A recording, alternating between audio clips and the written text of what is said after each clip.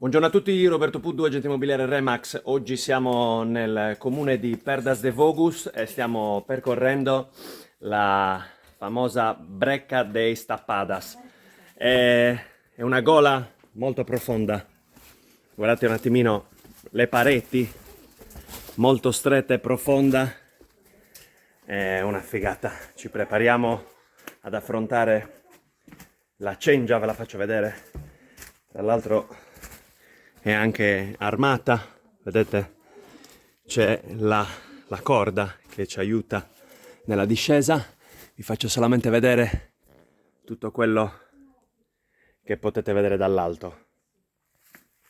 Breca de Stapadas, comune di Perdas de Vogu, andatela a vedere, merita davvero perché è fantastica. Vi faccio vedere giusto un pezzo di quello che stiamo per andare a fare. Ok?